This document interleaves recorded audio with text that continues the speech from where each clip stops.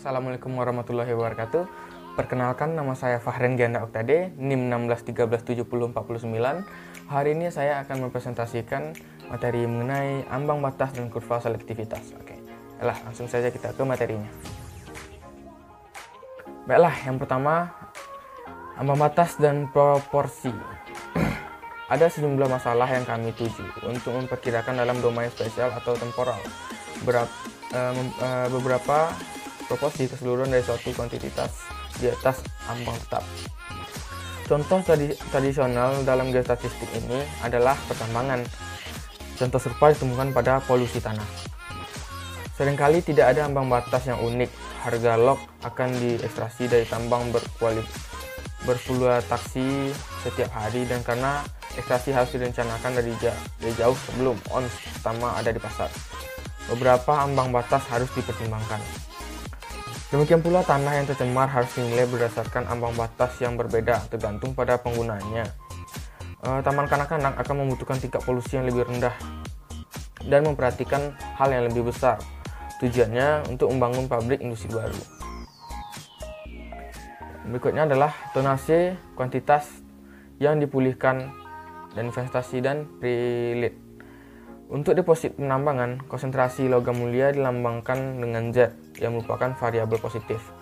Kami menyebut tonase T, Z. Proporsi deposit dianggap unit volume yang nilainya di atas ambang batas yang diberikan Z. Nilai Z mewakili dalam bab ini tetap disebut cut off, yaitu tingkat di atas secara ekonomik, menarik untuk menghilangkan volume dari depositnya dan membiarkannya menjadi proses kimia dan mekanis untuk ekstraksi logam. Misalkan F adalah fungsi distribusi nilai, maka tonasi T dinyatakan dengan integral T sama dengan integral df per U df U sama dengan E 1Z besar sama Z, di mana 1Z besar dari Z adalah fungsi indikator yang menguji apakah Z berada di ambang yang diberikan Z. Karena FZ adalah fungsi yang mengikat, TZ adalah fungsi yang menurun. Tonasi tersebut sebenarnya melengkapi fungsi distribusi TZ sama dengan PZ lebih besar dari Z sama dengan 1 kurang FZ. Kuantitas QZ, logam yang diperoleh kembali dengan di atas nilai cut off Z, diberikan oleh integral QZ sama dengan Q integral UDF U sama dengan E Z 1Z lebih besar sama Z. Fungsi QZ menurun. Nilai QZ untuk Z sama dengan 0 adalah min karena cut off grade adalah variabel positif. Q 0 sama dengan integral UDF UDF U sama dengan EZ sama dengan M. Kuantitas logam yang dapat dipulihkan dapat ditulis seperti rumus yang rekan-rekan bisa lihat di atas. Kuantitas yang dipulihkan dengan demikian dibagi menjadi istilah yang dapat diinterpretasikan dengan cara berikut dalam ekonomi pertambangan, dengan asumsi bahwa cut off grade disesuaikan dengan baik dengan konteks ekonomi. Bagian CZ, logam yang mencerminkan investasi, yaitu bagian dari logam yang dipulihkan yang akan berfungsi untuk mengembalikan investasi yang diperlukan untuk menambang dan memproses biji. Jumlah BZ, logam yang mewakili keuntungan konvensional, yaitu sisa logam setelah jumlah yang diperlukan untuk mengembalikan investasi telah dikurangi. Fungsi TZ dari tonasi yang diekstraksi sebagai fungsi off grade, cut off grade. Permukaan yang taksir di bawah TZ mewakili jumlah logam QZ yang terdiri dari investasi konvensional CZ dan keuntungan konvensional BZ. Batasan yang berbeda ini semuanya ada pada plot dari fungsi TZ. Investasi konvensional dengan asumsi bahwa pemutusan secara memadai mencerminkan situasi ekonomi adalah permukaan persegi panjang dengan rumus CZ sama dengan ZT per Z. Sedangkan keuntungan konvensional BZ integral T UDU adalah permukaan di bawah TZ disebabkan di sebelah kanan cut off. Fungsi BZ cembung dan menurun. Integral dari BZ adalah integral B sama dengan BU DU setengah M2 tambah O2, di mana M adalah mean dari O2 adalah varians dari Z.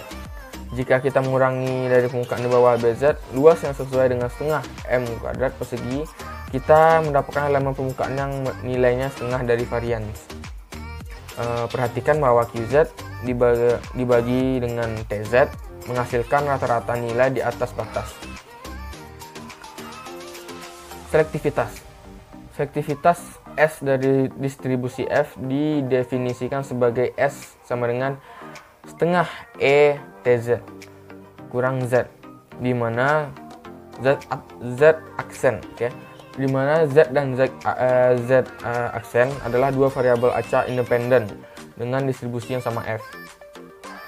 Ada analogi dengan rumus berikut untuk menghitung varians dalam kondisi yang sama. Ini akan saya lihat rumusnya di atas. Selektivitas dan varians keduanya merupakan ukuran dispersi, tetapi selektivitas lebih kuat dari varians. Selektivitas dibagi dengan mean dikenal dengan ekonometri sebagai koefisien gini sama dengan S per M, dan merupakan alternatif dari koefisien varians theta per M karena S kecil sama M. Dalam geostatistik, koefisien gini biasanya disebut selektivitas indeks. Ketimpangan berikut antara selektivitas dan definisi standar dapat ditampilkan S kecil sama theta per 3 akar 3. Kesetaraan diperoleh untuk distribusi seragam. Ini memberikan kita koefisien seragam U akar S 3S per theta, di mana 0 kecil sama U kecil sama 1. Untuk distribusi Gaussian dengan deviasi standar 7, selektivitasnya adalah S Gauss sama dengan theta per akar V, yang menghasilkan nilai mendekati kasus batas distribusi seragam. Untuk variabel terdistribusi secara log normal Y sama dengan MXP kurung theta Z kurang theta pangkat 2 per 2, memiliki selektivitas log norm sama dengan M2G theta per akar 2 kurang 1, di mana GZ adalah fungsi distribusi Gaussian standar. Kuantitas yang dipulihkan sebagai fungsi tonase. Fungsi QZ dari logam sehubungan dengan cut off dapat ditulis yang ada di rumus. Ketika QZ menurun, itu dapat dinyatakan sebagai integral dari minimum dari dua nilai TZ dan TU yang dievaluasi pada semua nilai U, K, Z. Rumusnya bisa rekan-rekan lihat di atas. Kurva QT ekuivalen dengan diagram Lorentz yang digunakan dalam ilmu ekonomi untuk mempresentasikan konsentrasi mendapatkan nilai, misalnya 14. Dalam konteks ekonomi proporsi T menerima pendapatan dengan mendapatkan lebih besar daripada Z akan diplot terhadap proporsi Q dari total pendapatan yang dipegang oleh penerima pendapatan ini. Namun dalam ekonomi diplotkan terhadap T tetapi terhadap fungsi distribusi F, sehingga diagram Lorentz berbentuk convex, sedangkan kurva QT cekung. Kurva QT khas ditunjukkan pada area antara kurva QT dan diagonal MT antara titik awal dan titik Q1 sama dengan M, bernilai setengah dari selektivitas S. Hal ini ditunjukkan bahwa dapat dilihat bahwa selektivitasnya 0 ketika distribusi F terkonsentrasi pada satu titik ukuran direct, artinya itu mempunyai integral setengah rangkaian waktu lingkungan Z dengan nilai batas Z, bagian yang diakhir sesuai dengan jumlah gangguan selama waktu Z ketika tingkat toleransi dilanggar 1/4 atau setengah S. Deret waktu dalam pemantauan lingkungan. Saat mempelajari deret waktu dalam pemantauan lingkungan, umumnya difokuskan pada periode pelanggaran ambang batas, di mana bahan kimia, konsentrasi debu, atau tingkat kebisingan dianggap berbahaya bagi kesehatan. Ambang batas yang ditetapkan oleh peraturan lingkungan adalah analog dari nilai ambang batas dalam pertambangan. Dalam ekonomi pertambangan, tingkat profitabilitas dapat berubah secara permanen untuk menghasilkan grafis dengan nilai-nilai parameter ekonomi untuk seluruh rentang nilai. Dalam ilmu lingkungan, tingkat toleransi juga berkembang seiring dengan meningkat kesadaran akan bahaya kesehatan dan menghasilkan perhitungan yang untuk rangkaian ambang tertentu. Ketika deret dievaluasi, kami tertarik untuk mengetahui bagaimana lama tingkat toleransi yang telah dilanggar. Tonase TZ dari penambangan menjadi pecahan waktu selama level tersebut dilanggar. Pada kurva TZ, pecahan dari total waktu dapat dibaca selama ZT di atas batas untuk setiap tingkat toleransi Z yang diinginkan. Kurva QT tidak ditampilkan, mewakili jumlah total gangguan untuk fraksi waktu ketika ZT di atas tingkat toleransi Z. Kurva QT merepresentasikan jumlah gangguan sebagai fungsi dari fraksi waktu T yang bergantung pada tingkat toleransi.